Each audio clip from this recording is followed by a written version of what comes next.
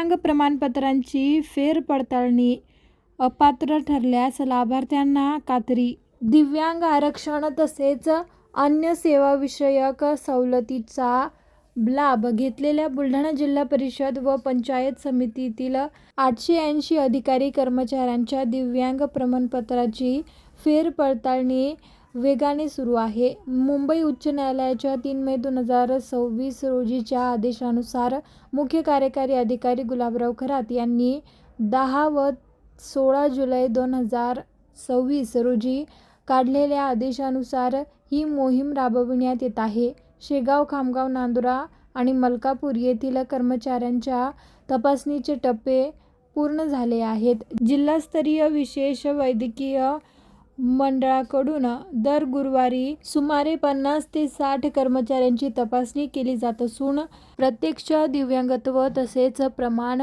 दिव्यांग प्रमाणपत्र तसेच दिव्यांग ओळखपत्र यांची वैधता तज्ज्ञांकडून पडताळली